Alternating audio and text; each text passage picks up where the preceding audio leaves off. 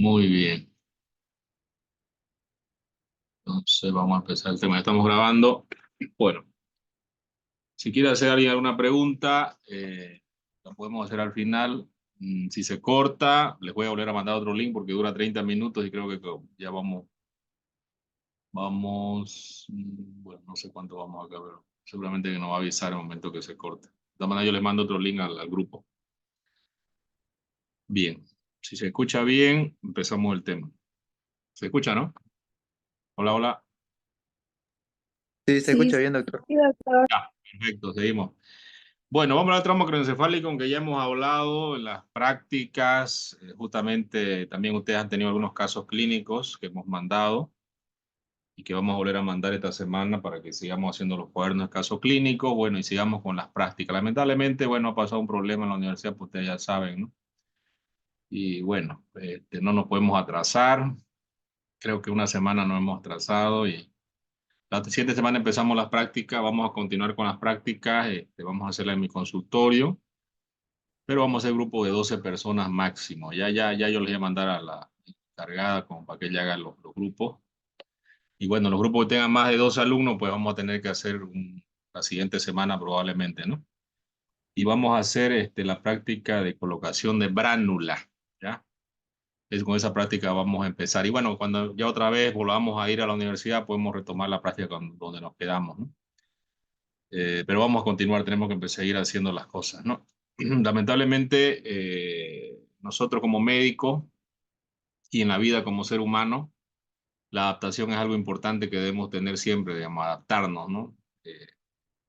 Nadie esperaba este paro, bueno, pero ya se va a solucionar, yo creo, pero si no se soluciona, igual no podemos perder, vamos a seguir con las prácticas.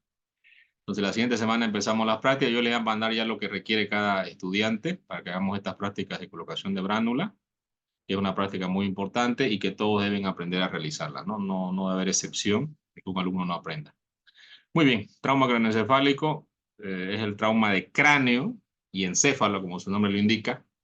Si nosotros nos ponemos a pensar en la bóveda craneana, ¿no? Una de las partes más delicadas y prácticamente todos mis sentidos, toda mi conciencia, ¿no? Está ahorita mi cerebro, toda mi experiencia la tengo acá, ¿no? Y justamente es lo que más debemos cuidar. Yo recuerdo bueno, muchos pacientes que han llegado al hospital con trauma, pero recuerdo a uno de ellos que les voy a comentar, un profesor, que justamente profesor de colegio, ¿no? En una manifestación en una provincia de Montero. El profesor estaba haciendo un bloqueo, creo, por algún problema y bueno, tiraron una piedra, ¿no? Justamente la piedra cayó en la cabeza del profesor.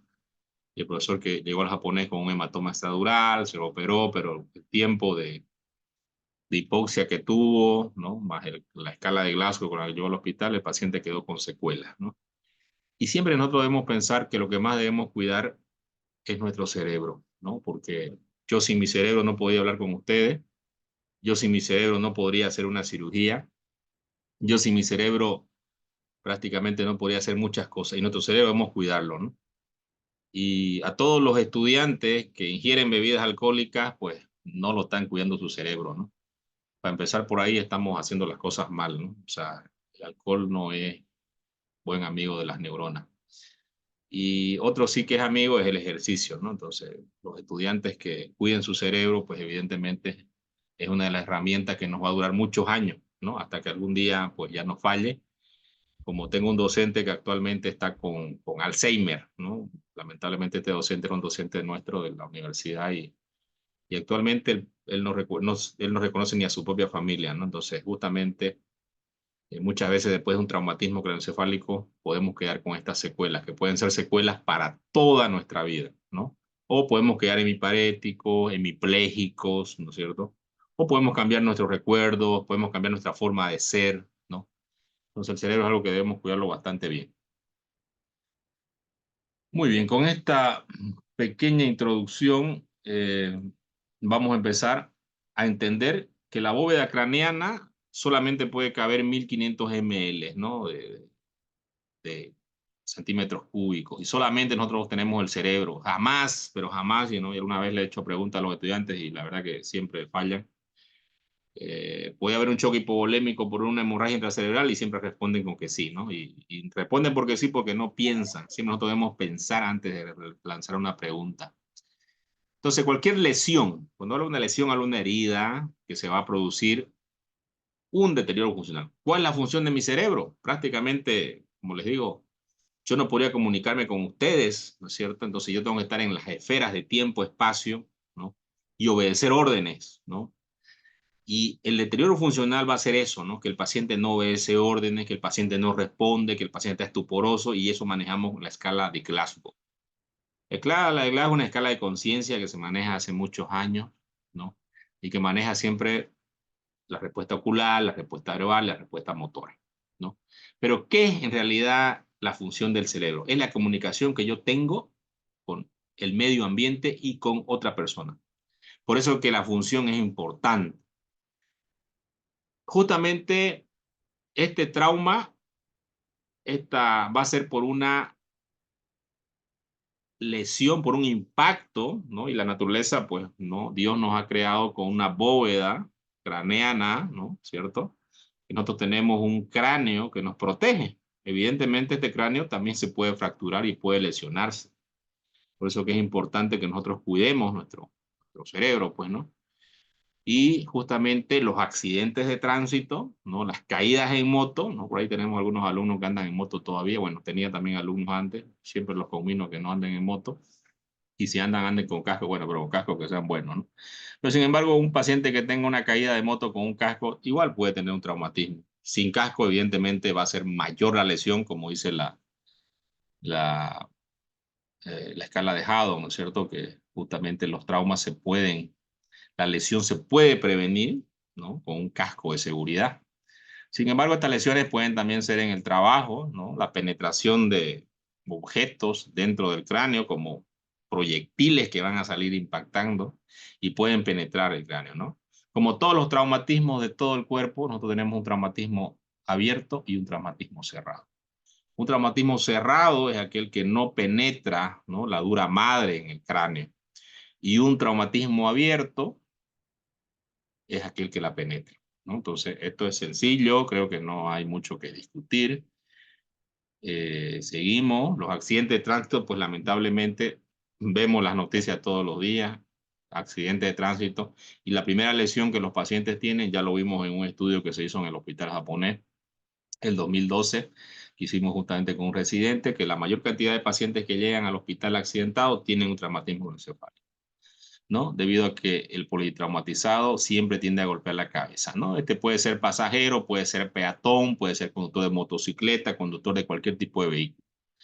Las lesiones por arma de juego, ¿por qué no decirlo? También, ¿no? Lamentablemente acá ahorita justamente estamos en un país que está empezando en una conmoción, probablemente cada vez más grande y más elevada, y justamente también existen pacientes con heridas de arma de juego, ¿no? Ya tuvimos el caso recién nomás de un médico bueno, de un falso médico, de un pseudo médico que frente a que lo capturaron, pues él se disparó, ¿no es cierto? El caso del médico este gastroenterólogo, ¿no es cierto? Y disparó a su esposa, que su esposa no murió en ese momento y ya murió en el hospital, ¿no? Porque tenía una lesión cerebral, pues, que no pudo ser salvada.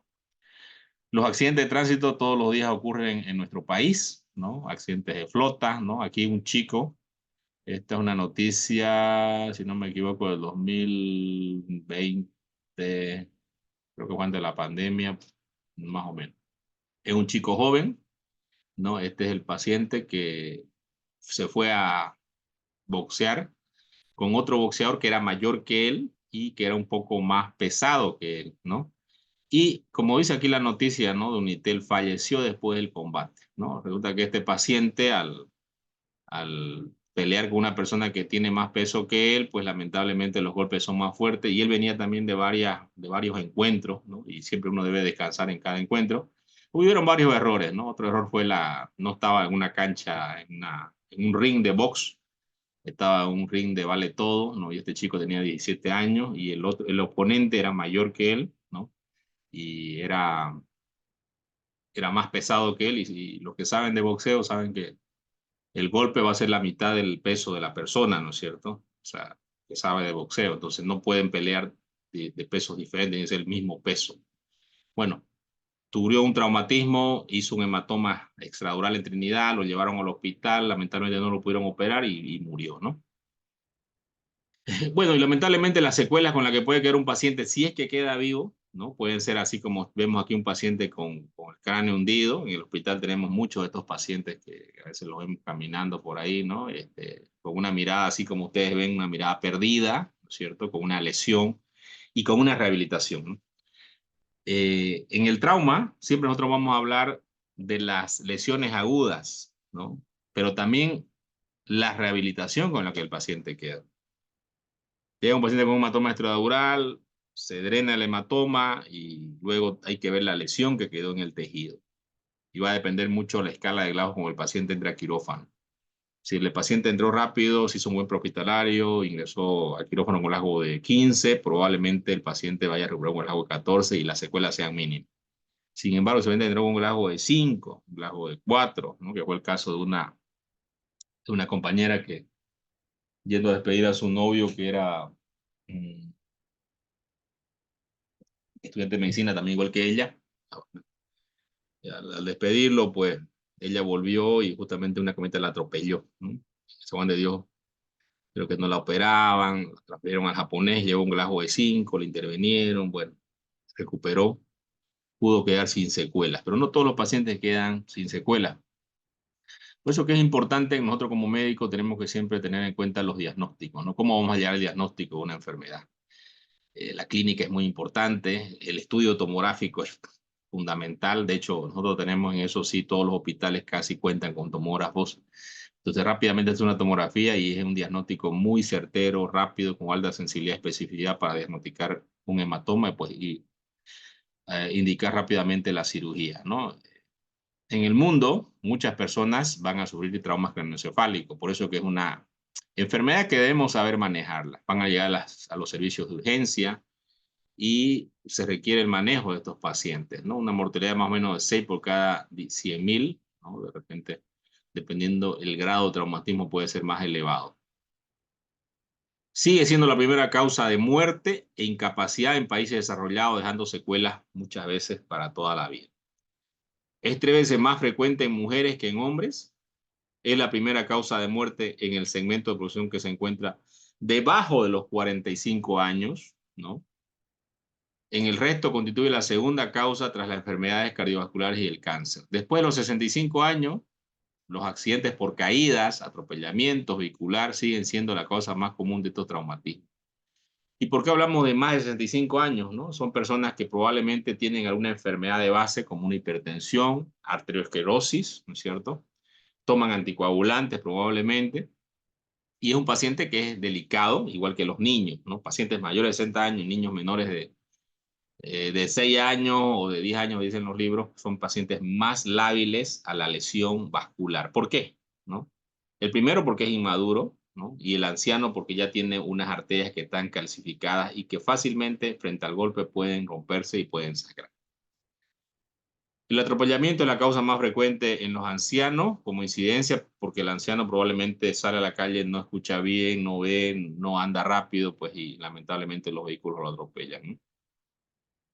La mortalidad del TEC es que se considera casi un 48%. La incidencia del trauma encefálico en adultos mayores se incrementa con la edad, el envejecimiento fisiológico, además por padecimientos crónicos degenerativos del adulto, lo que hablamos de las enfermedades degenerativas, ¿no? Si el paciente tiene diabetes, hipertensión, otra comorbilidad, es más propenso a sufrir un traumatismo porque tiene probablemente demencia, porque los sentidos no le funcionan bien, no escucha bien, no ve bien, y esto va a ser más proclive para que el paciente pueda hacer un hematoma sutural o una contusión cerebral como complicación. La tomografía es el estudio gold estándar para el diagnóstico de la lesión cerebral. No le damos una tomografía con contraste, una sin contraste, cortes axiales. Y si yo pregunto, por ejemplo, ¿cuál es el estudio que yo solicitaría a un paciente para, no, trauma, tiene que ser para un TEC? Hablamos de una tomografía axial computarizada de cráneo, ¿no? Siempre hay que ponerle el apellido cráneo, ¿no? Porque las tomografías pueden ser de cualquier parte, pues, ¿no? Muy bien.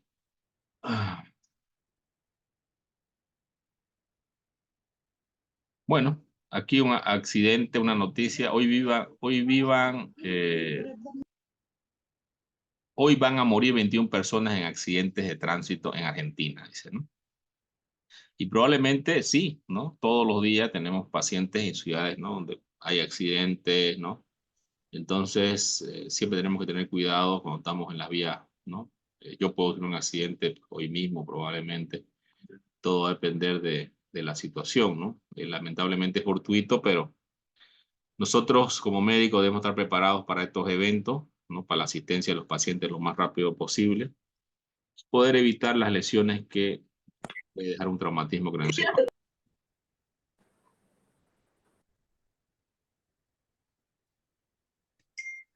Hay unos micrófonos por ahí, creo que están pidiendo. Bueno.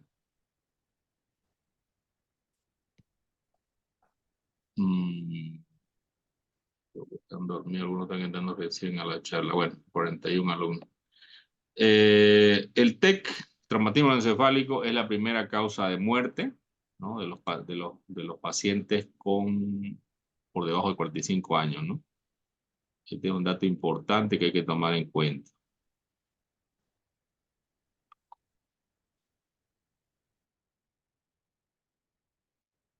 Los objetivos, ¿cuáles son los objetivos que tenemos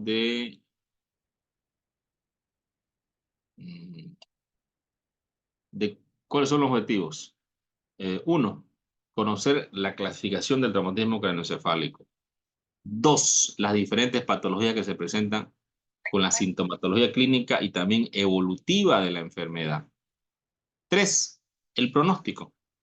Siempre nosotros hablamos de diagnóstico, tratamiento y siempre como médicos tenemos que saber el pronóstico. Y el pronóstico es qué secuelas va a quedar el paciente, cuáles son las probabilidades de sobrevida de un paciente, cómo el paciente llegó.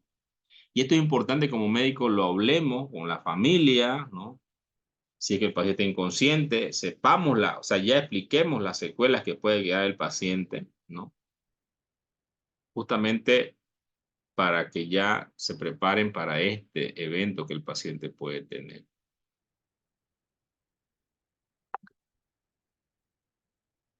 Traumatismo es cualquier lesión física o deterioro de la función del cerebro debido a un cambio mecánico. Contusión cerebral siendo cuando la lesión del cerebro ocasiona signos neurológicos de focalización como parálisis tercer par craneal, ¿no? Hablamos de la tosis palpebral. Hemiparesia o hemiplegia. Hemiparesia no siente, hemiplegia no puede mover cierta parte del cuerpo. Cuando habla de hemi, habla de la mitad, ¿no? Brazo, pierna. Estos se detectan cuando el paciente ha recuperado el estado de alerta. Conmoción. Se entiende cuando la persona, después de haber recibido un trauma craneal con pérdida del estado de alerta, no presenta signos neurológicos posteriores a ello. Definición. ¿Qué es el traumatismo craneoencefálico? Es cualquier tipo de traumatismo que lleva a una lesión del cuero cabelludo, el cráneo o el cerebro, ¿no? O puede ser todo, ¿cierto? Las lesiones pueden variar desde un pequeño abultamiento en el cráneo hasta una lesión cerebral grave. Tenemos entonces para el diagnóstico la parte clínica, ¿no? Tenemos la parte que se valora en la coma de escala de Glasgow, la escala de coma de Glasgow, ¿no? Tenemos la escala radiológica, que generalmente se basa en la tomografía, ¿no? Y también hay una creación de Marshall, es importante cuando hay hemorragia. Hablamos de la patológica, ¿no? Ya hablamos aquí, cuando hablamos de patología, hablamos del mismo tejido, ¿no? El tejido, la lesión, que puede ser primaria o secundaria, ¿no? La lesión primaria es aquella lesión que va a aparecer en el cerebro por el golpe, por el trauma. Y la lesión secundaria es aquella que va a aparecer en un área que está contundida o que se conoce como área de penumbra, que está por detrás de la lesión primaria y que esta puede aumentar, pero debido a otras situaciones. Un paciente queda inconsciente con traumatismo encefálico y no se lo intuba, no se le da oxígeno. Entonces este paciente, esa área va a aumentar, o el paciente dematiza, ¿no? Y no se descomprime el cráneo. Entonces, este edema cerebral va a llevar a lesión secundaria, ¿no? La lesión secundaria va a aparecer posteriormente a la lesión primaria. Como ya dijimos, y esto no lo voy a repetir porque ustedes lo saben de memoria, ¿no es cierto? Valoramos respuesta verbal, respuesta motora, respuesta ocular, ¿no? Y esto es mejor practicarlo justamente con los modelos simulados que hacemos en la universidad. Y es muy fácil, ¿no? Y debemos saberlo de memoria, ¿no? No es algo que me lo debo aprender un rato y me lo olvido mañana o estudio para el examen, o no. Es para siempre. Entonces hablamos de lesión primaria, es la consecuencia directa del traumatismo craneoencefálico. Aquí podemos observar, por ejemplo, en esta tomografía, podemos observar un hematoma, ¿no es cierto? Aquí ustedes pueden observar un hematoma, ¿no? Toda esta región de acá. Aquí podemos observar contusiones hemorrágicas que el paciente tiene, ¿no? Toda esta área frontal. Va a depender del área del cerebro y nosotros podemos distinguir entre la sustancia gris y sustancia blanca, que también es importante identificar. Cuando hablamos de la creación patológica, ¿no? ¿Qué lesiones va a tener el tejido? Tenemos alteraciones traumáticas primarias, que son consecuencia de la acción mecánica inmediata sobre el cráneo y se originan en el mismo momento del trauma. Su intensidad depende de la velocidad del objeto contundente. Aquí hablamos de la cinética del trauma, más fuerte, ¿no? Como les comenté el caso al comienzo, fue un piedrazo que le tiraron a un profesor, pero lamentablemente ese piedrazo acabó con la vida de él, ¿no? Entonces, cuando a mí me dicen, ¿quiere ir a una manifestación? Pues yo le digo que no, digamos, ¿no? Tengo a mi cráneo, digamos, ¿no? Y si iría a una manifestación, pues me voy con un casco por lo menos, ¿no? De soldado, digamos, ¿no? Para que si tiran un piedrazo, por lo menos pueda contener la piedra. También tenemos las lesiones por aceleración que comunican el cráneo, ¿no? Y estas pueden ser también aceleración o desaceleración, ¿no? Y estos son los golpes que van a aparecer en la cabeza y de pronto el cráneo dentro, ¿no? Se va a mover y pueden aparecer hematomas epidurales o extradurales, que es un sinónimo, subdurales, que pueden ser tanto agudos como crónicos. Y cuando hablamos de crónico, hablamos de un tiempo ya muy posterior al trauma inicial, ¿no? Hablamos por lo menos más de 7 días. Cuando hablamos de hemorragias subaracnoideas, son hemorragias que van a aparecer en el espacio subaracnoideo y también aparecen después de los traumatismos. Hablamos de ruptura total o parcial de los vasos de la base del cráneo, ¿no? Hablamos también de trombosis, principalmente la trombosis venosa que puede aparecer en el seno cavernoso.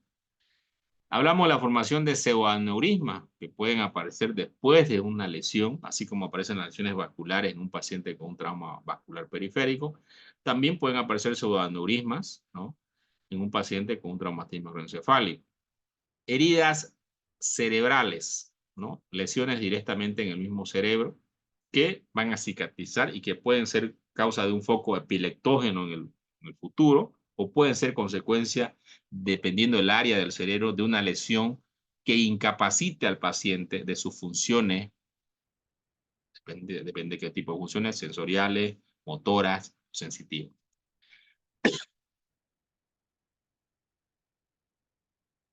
Tenemos los focos de contusiones corticales y tenemos las laceraciones. Y tenemos la hemorragia del rexis o del cuerpo calloso, de los ganglios basales y del tallo, y el famoso daño axonal difuso, ¿no? Este daño axonal difuso, como su nombre lo indica, ustedes saben que la neurona tiene un axón, ¿no? Y quiero que ustedes se imaginen,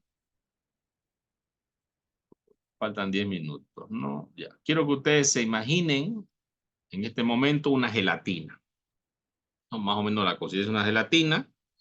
Así es la consistencia de nuestro cerebro, es algo muy blando. Pero también imagínense que dentro de esa gelatina hay una neurona que empieza acá, ¿no? Y sus fibras, ¿no? Llegan hasta la columna y de la columna pues viajan por otra neurona hacia su destino, ¿no es cierto? O de los pares craneales que van a salir directamente en la región donde estos, ¿no? Entonces, tenemos esta pequeña axón que es una cuerda muy delgadita dentro de esta gelatina, ¿no? Imagínense que esta gelatina se la mueve con una fuerza, ¿no? Impresionante por el traumatismo que el paciente tiene en el cráneo. Y esta gelatina se corta por la mitad. Pero al final queda igual, ¿no? Aparentemente se corta por la mitad, ¿no? Por el movimiento brusco que ha habido del cráneo y luego vuelve a la misma forma. Y dentro de la tomografía de cráneo no vamos a ver probablemente signos de hemorragia, signos de contusión, signos de hematoma extradural, subdural, pero el paciente va a estar en estado de coma, ¿no? Porque ha habido un corte de los axones. Al haber el corte de los axones, por eso se llama lesión axonal, ¿no? De ahí viene el nombre de axonal. Esta lesión de los axones no deja y no permite que se transmita el impulso, ni que tampoco el impulso llegue desde, ¿no?, hacia arriba, y los pacientes van a quedar secuelados muchas veces de por vida. Una lesión axonal difusa puede tener varios grados y el paciente puede quedar prácticamente en coma, ¿no? Y no recuperar por mucho tiempo.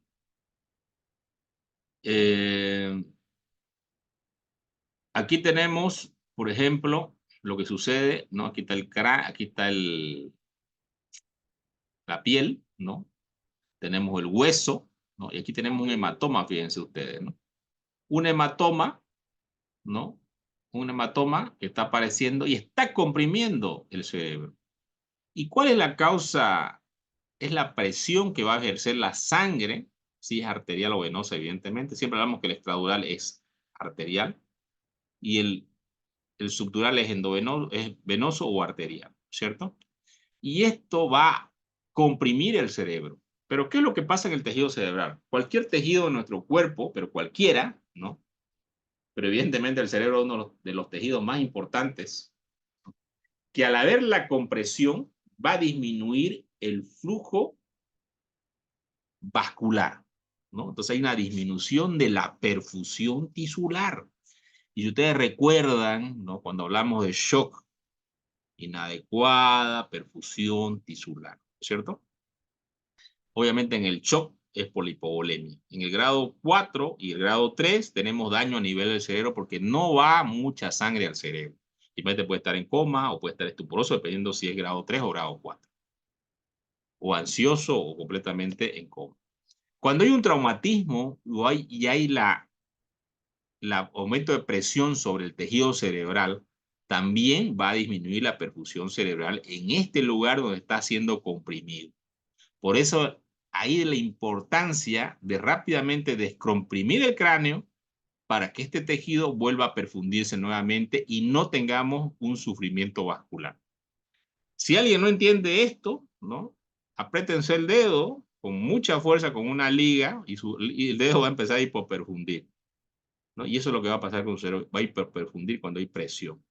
Entonces, los médicos, cuando tenemos un paciente con un traumatismo, hablamos de los gramos de cerebro que se van a perder por hora. Nuestro cerebro es lo más importante y nosotros no podemos perder gramos de cerebro. Por eso que el prehospitalario y el hospitalario son muy importantes para el paciente. Si yo estoy en el hospital, no debo perder tiempo con un paciente si ya detecto un hematoma extradural con compresión, ¿no? Con disminución del glasgow, ese paciente inmediatamente debe subir a quirófano y debe ser intervenido quirúrgicamente haciendo una craniotomía descompresiva lo más rápido posible. Tenemos nosotros la fisiopatología de la lesión secundaria, ¿no? A consecuencia de los procesos metabólicos después del traumatismo, ¿no?, que vamos a tener nosotros, que va a existir por la compresión, ¿no? Se van a liberar muchos factores de la inflamación por el trauma, que estos son interleucinas, ¿no? Tenemos aminoácidos oxidatorios como el glutamato y el aspartato, radicales libres que se producen también por la oxigenación anaerobia, ¿no? Vamos a tener oxidación de proteínas intracelulares, activación de fosfolipasa A y C, ácido araquinónico, ácidos grasos libres, neocotrienos, tonosanos. Esto va a producir neurodegeneración, ¿no? Y esto puede aumentar la lesión primaria y hacer una lesión secundaria. Va a haber una alteración de la membrana, ¿no es cierto?, de la zona de penumbra que va a quedar de la compresión, donde en esto va a haber una alteración de la membrana sodio-potasio ATPasa, lo que va a aumentar el edema cerebral, ¿no? Y el edema cerebral va a comprimir mucho más, ¿no?, el área de penumbra que ya tengo por el hematoma que está comprimiendo. Y esto también puede llevar a una convulsión, ¿no? Va a haber una disminución del magnesio extracelular, alteración de la glucosis, represión celular, población oxidativa, biosíntesis de RNA, DNA y proteína. Y vamos a tener una lesión primaria y una lesión secundaria, ¿no? Las hemorragias pueden aparecer, como ustedes ven acá, un hematoma subdural, ¿no? O un hematoma epidural o extradural, ¿no?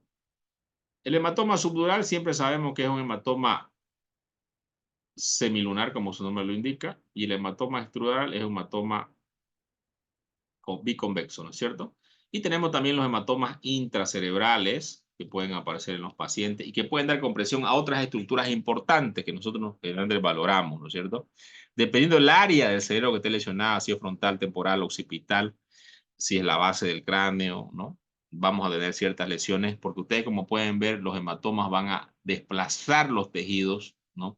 Haciendo que haya una disminución de la producción cerebral directamente por la compresión.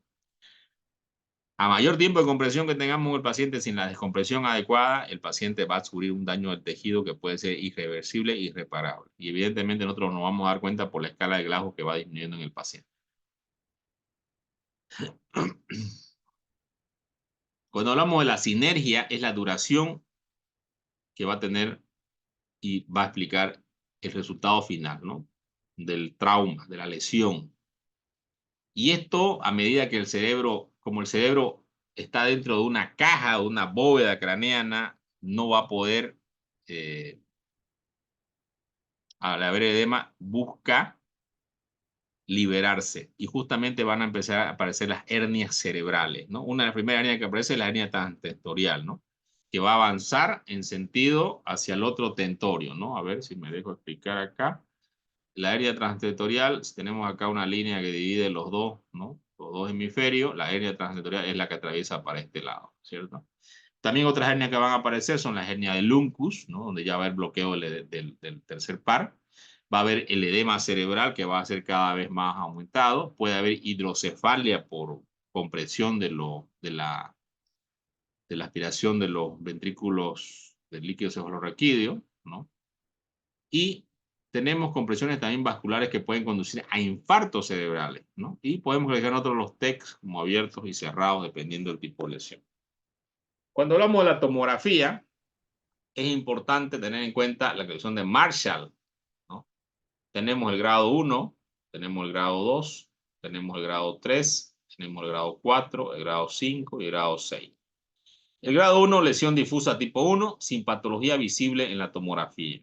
Grado 2 de Marshall, lesión difusa 2, con cisternas presentes con desplazamiento de la línea media de 0,5 milímetros y lesiones densas presentes, siendo lesión de densidad mayor de 5 milímetros de centímetros cúbicos. Puede excluir fragmentos óseos y cuerpos extraños. Tenemos la Marshall 3, lesión difusa 3, conocida como Schelling, cisternas comprimidas o ausentes con desplazamiento de la línea media de 0,5 milímetros sin lesión de densidad mixta mayor de 25 centímetros cúbicos. Lesión difusa 4, lesión shift, ¿no? Desplazamiento de la línea media más de 5 milímetros sin lesión de densidad mixta mayor de 25 centímetros cúbicos. Lesión focal evacuada, la 5. Esta es después de una cirugía que se trató a un paciente, ya se le hizo una craniotomía. Cualquier lesión evacuada quirúrgicamente, ¿no? Donde podemos ver que veamos